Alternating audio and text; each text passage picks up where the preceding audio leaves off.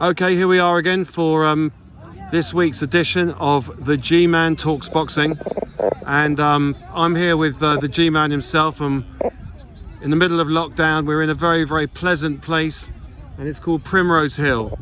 So Gary, G-Man, this season, is it a write-off or not?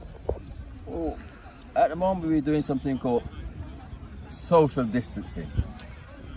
What, we're going to fight in the ring doing the social distance? Well, they might as well, because we're doing a lot of keep it long. Keep it long. So what's this? In the quarantine, in the ring? I don't see how it's going to happen. It's not going to happen. Now, how do you think boxers, they've been out of work for a long time now. It's not just a question of money, it's also a question of their careers and their career progression. Sure. How do you feel psychologically that will affect most of the pro boxers globally? Well, you know, boxers, you know, when you reach a certain level, you don't really need a gymnasium. You can get in there, you can get out in the park, on the beach, and things like that. And, you know, there's things you can do to stay in condition. However, boxing is about having an opponent and, you know, to be competitive and, you know, sparring and even just body sparring would be great to keep people in condition. But, you know, we have to understand life is bigger than boxing. We know that. You know, so the justification of being out for a long time can give people time to reflect and for their bodies. Boxers train so hard that if they don't train sometimes, they feel that they're missing out, and they feel that, you know, it takes a hell of a lot of a confidence of a fighter who don't want to be in the gym most days.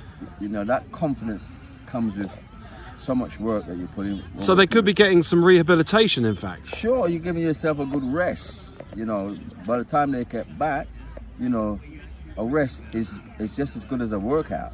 So you have to get in that situation. You have to have that maturity as a fighter to be able to appreciate resting. Now, the promoters have been hanging their hat on the fact that when this lockdown ends, when it does, that a lot of people, there'll be a lot of pent-up demand for shows because people won't have seen anything for a long time. My question is this: I know that you're not a health and safety expert, however, your opinion is very valid. When the boxing does finally come back, do you think that it's possible for pay-per-view boxing shows without any crowd at all to actually work? Ooh, you know, you're opening a different can of worms here. You know, one of the issues that for fighters getting into the ring and having hiccups, what we call, you know, nerves and all these demons that affiliate to, you know, one of the things is the audience shouting out this and shouting out that and perceive in your own mind because of people who are being there. I mean, when you talk to young fighters coming through the ranks and you say, well, I don't want my girlfriend to come to watch me fight.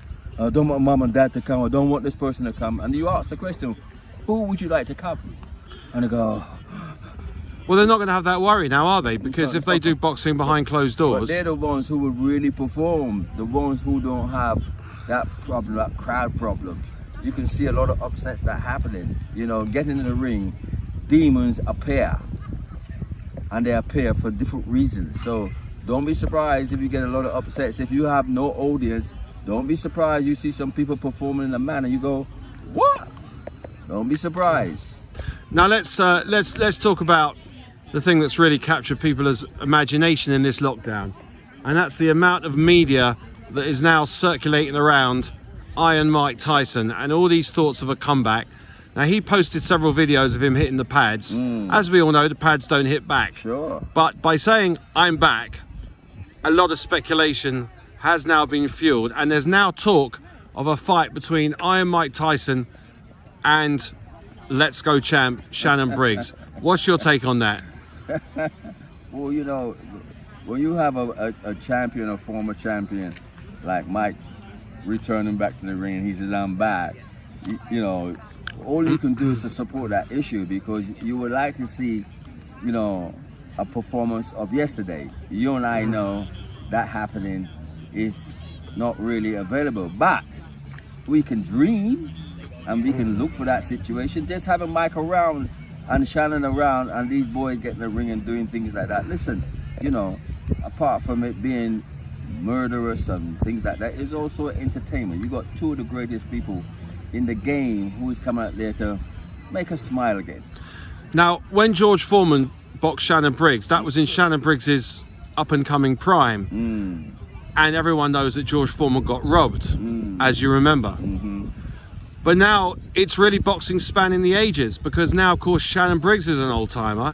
He's kind of stayed as active as possible. And he's in good condition. So Iron Mike could have a lot on his plate there if that fight happens. Well, it's up to them to decide how they're gonna do this thing.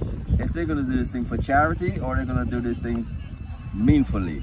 You know, the thing about it, when you get in the ring, there's only one thing when you get in the ring. It has to be meaningful, you know, and this is where the buck stops, you know, because for the simple reason, this word charity, you know, it's just an advocate for two people to get in there of, you know, of description of what's going on all about. You know, these two guys will go at it. They will go at it. They will let those bombs go. Believe you me, they will let those bombs go. Talking about bombs, obviously, Ivana Holyfield posted the training video. He looked awfully slow, but then he did another one where he looked, you know, quite a bit faster. And there is this talk of comebacks and all the rest of it. And again, I'm going on the line that the belief that there's such pent-up demand for entertainment when this thing goes away.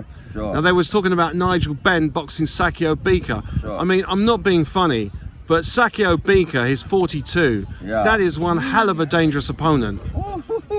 Nigel don't pick them easy, does he? No, he doesn't. That's Nigel. Nigel never duck anything. Nigel is not a ducker. Nigel is a person, you know, he's the real deal in every capacity, in every ability, anything that he does. He does it with commitment. Me personally, I'd have been screaming, no, Nigel, I'm not getting you that. I'm going to get you, you know.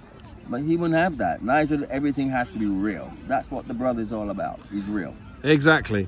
And there's been other stuff. I mean, Carl Froch offering. Now, how do you make of that? Now, Joe Calzaghe handled that perfectly well. You know, he just brushed it off like disinfectant. This is really, this is just not what boxing's about. You know, what's Froch's problem? Well, you know, he's not contented. He's got a lot of money. He should go home and count his money for a little while. This is Froch. Go home and count your money, baby, because for the simple reason, he's discontented right now. He's miserable. He needs to get out there. He hasn't fulfilled his inner self, so that he wants to get out there. But you can only beat what's available right now there. And Froch was a good champion. Joe Calzaghe was a good champion. Joe Calzaghe, you know, I've done all the things I want to do. I'm an unbeaten fighter. I'm happy with that. You know, I'm satisfied with that. It seems that Froch, he's not happy. He's not, you know, he missed the situation. Please, give him a little bit of a squeeze. He's just unhappy right now, but he'll be happy soon. Give him some time.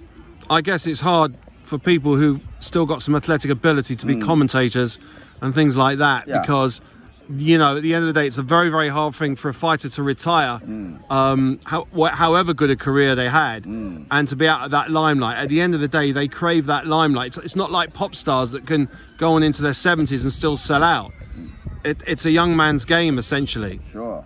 And, you know, I've always thought in professional boxing, one of the things that has not been adequately covered by the authorities, whoever they are, is the issue of psychological state of boxers after they have quit. I mean, it's very, very hard, isn't it?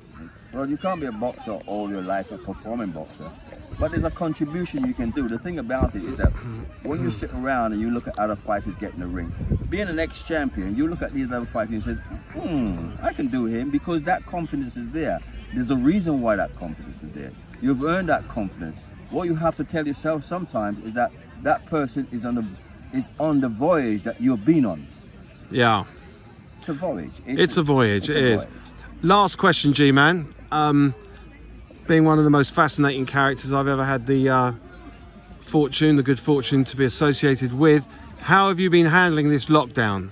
Well, it's been difficult. You know, the thing about it, I felt like I was at Alcatraz. Felt like I was doing 5 life sentences. You know, you wake up, next thing, you don't know what day it is sometimes. Sometimes you don't know whether it's Monday, Friday. These days become Confucius, and you read, you do things that you think you want to do before. You want to make some calls or emails. The days just go, and you know, all of a sudden it's another week.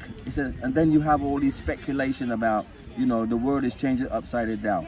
hey, I got news for you. The world hasn't changed upside down. When I looked at the window this morning, the sun was shining. It's not bad. G-Man, it's a lovely day. It's not bad. There have been some benefits of lockdown, Sure. as well as a lot of negative aspects. Sure. Thank you very much. We'll be back again next week. Look out for the broadcast. Wow, wow. That sounds good, Sean.